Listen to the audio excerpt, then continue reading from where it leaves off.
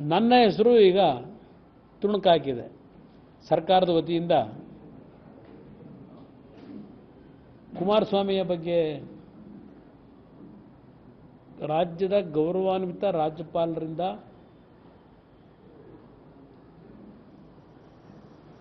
ಪ್ರಾಸಿಕ್ಯೂಷನ್ಗೆ ಸ್ಯಾಂಕ್ಷನ್ಗೆ ಅನುಮತಿಯನ್ನು ಕೋರಿದ್ದೇವೆ. ಬಹುಶಃ ಪ್ರಾಸಿಕ್ಯೂಷನ್ಗೆ ಅನುಮತಿ ಕೋರಿರ್ತಕ್ಕಂಥದ್ದು 2023 ನವೆಂಬರ್ ತಿಂಗಳಲ್ಲಿ, ಅಂದರೆ ಸುಮಾರು 9 ರಿಂದ 10 ತಿಂಗಳಾಗಿದೆ. ಬೆಳಗ್ಗೆನೂ ಯಾವುದೋ ಒಂದು ಚಾನೆಲ್ನಲ್ಲಿ ನೋಡ್ತಾ ಇದ್ದೆ, 10 ಗಂಟೆ ವರ್ಸಸ್ 10 ತಿಂಗಳು ಅಂತ ಹೇಳಿ, 10 ಗಂಟೆ ವರ್ಸಸ್ 10 ತಿಂಗಳು ಅಂತಕ್ಕಂಥ ಒಂದು ಸ್ಟೋರಿನೂ ಗಮನಿಸ್ತಾ ಇದ್ದೆ.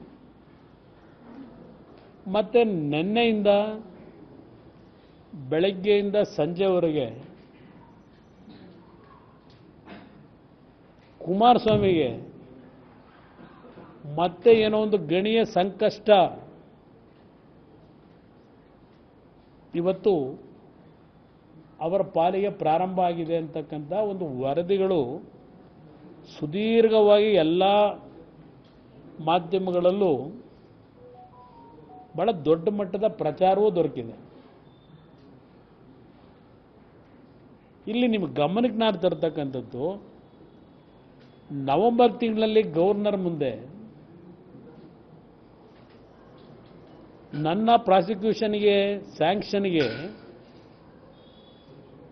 ಈಗ ಹೋಗ್ಲಿಕ್ಕೆ ಕಾರಣ ಏನು?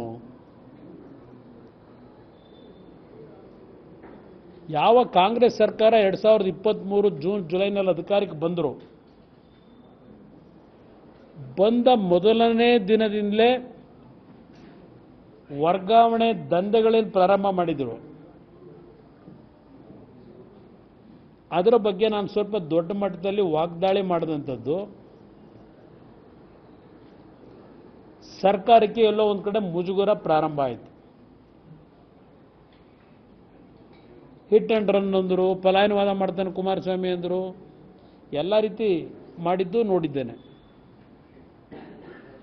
ಈ ಹಿನ್ನೆಲೆಯಲ್ಲಿ ನಾನು ಯಾವಾಗ ಸರ್ಕಾರದ ಮೇಲೆ ದೊಡ್ಡ ಮಟ್ಟದ ವಾಗ್ದಾಳಿಗಳನ್ನು, ಈ ಸರ್ಕಾರ ನಡ್ಕೊಳ್ತಾ ಇರ್ತಕ್ಕಂಥ ರೀತಿಗಳ ಬಗ್ಗೆ ಕಠಿಣವಾಗಿ ವಿರೋಧ ಪಕ್ಷದ ಸ್ಥಾನದಲ್ಲಿ ಕೆಲಸ ಪ್ರಾರಂಭ ಮಾಡಿದೆ, ಆ ಹಿನ್ನೆಲೆಯಲ್ಲಿ ನವೆಂಬರ್ ತಿಂಗಳಲ್ಲಿ ಪಾಪ ಕಳಿಸಿದ್ದಾರೆ ಗವರ್ನರ್ಗೆ ಒಂದು ಸ್ಯಾಂಕ್ಷನ್ಗೆ ಪರ್ಮಿಷನ್ ಕೊಡಿ ಅಂತ.